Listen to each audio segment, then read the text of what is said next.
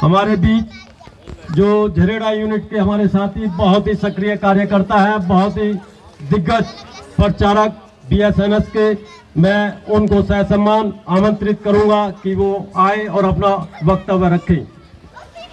सचिन ठेकेदार जी।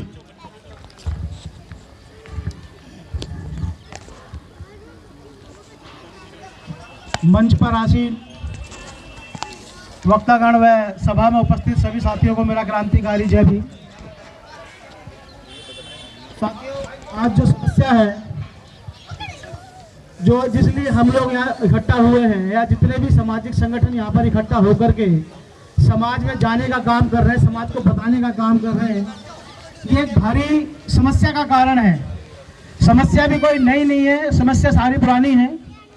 इसीलिए समस्या सबकी है, समस्या पुरानी भी है, समस्या सबकी भी है।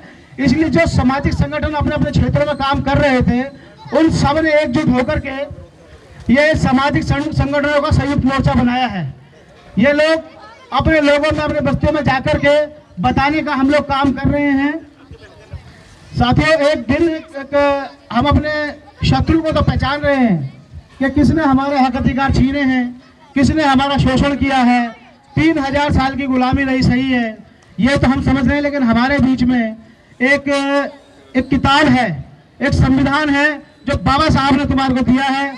उसमें हमारे को नागरिक होने का अधिकार दिया है। अगर हम आज़ादी से पहले जाकर के सोचते हैं, देखते हैं, तो एक तालाब के अंदर, झोर के अंदर हमारे घर का जो जानवर है, कुत्ता, बिल्ली, बकरी, गाय, भेड़, भैंस, वो तो पानी पी सकते हैं, लेकिन हमें वहां पर पानी पीने का भी अधिकार नहीं था। 1927 में बाबा साहब ने महान आंदोलन किया, तब जाकर के हमने वहां पर पानी पिया और वहां पर जाकर घुसे। समस्या आज भी वही की वही है।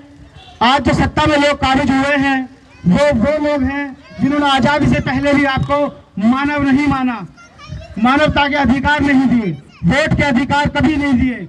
वोट केवल सत्तापतियों को, पूंजीपतियों को, या जो भी प्रतिष्ठानें थी उनको चलाने वाले लोगों को अधिकार था। हमारे लोगों को वोट का भी अधिकार नहीं था, बस जी रहे थे। जिसको वोट का अधिकार नहीं है, उसको नागरिक होने का दर्जा नहीं है। बाबा साहब ने संविधान 26 जनवरी 1950 में संविधान लिखा। उस संविधान में हमारे को नागरिक होने का दर्जा मिला।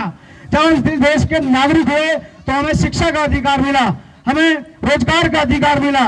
26 जनवरी 1950 को जब संविधान लागू हुआ, उसके बाद ही कोई माँ या बाप अपने बेटे के लिए सपना देख पाया कि अब मेरा बेटा भी स्कूल जाएगा, मेरा बेटा भी सरकारी नौकरी पाएगा या शासन सत्ता के अंदर और राजनीति के अंदर बराबर की हिस्सेदारी देगा। उससे पहले साथियों, हमारे को मानवता का भी दर्जा नहीं था। 3000 साल की गुलामी सही है। यहाँ पर जो लोग बैठे हैं, वो वही लोग हैं। ये 2014 के अंदर हमारी भूल, हमारी गलती की वजह से ये लोग आ गए हैं। उसके बाद ये हमारी सरकारी संस्थानों का गलत फायदा उठा करके ये मशीन के अंदर उसको 3-4 बार टेम्पर करके लगातार बैठे हुए हैं। अब ये हमारे से चोरी करने का, हमारे वोटों को चोरी करने का काम कर रहे हैं। ये वोट चोरी नहीं हो रहे, ये सिर्फ वोट चोरी नहीं हो रहे।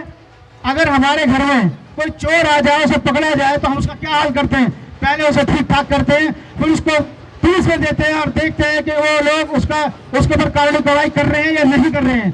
चलिए, ईवीएम मशीन है, ये 10 सालों से साथियों हमारे सपनों को चुराए बैठी है, हमारे साथ खिलवाड़ कर रही है, हमारे नौजवान के साथ खिलवाड़ कर रही है, रोजगार के साथ खिलवाड़ कर रही है।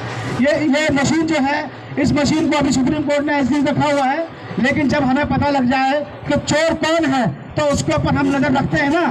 तो जब हम वोटिंग करने के लिए जाएंगे तो ये मशीन का पूर्ण ध्यान रखेंगे कि ये वो मशीन है जिसने हमारे बच्चों का भविष्य खराब किया है, ये वो मशीन है जिसने हमारे को बराबरी का दर्जा ना देने की ठानी है। तो इस मशीन को हम लोग ध्यान करेंगे, जो वोटिंग करेंगे, वोटिंग पे पूरा ध्यान रखेंगे।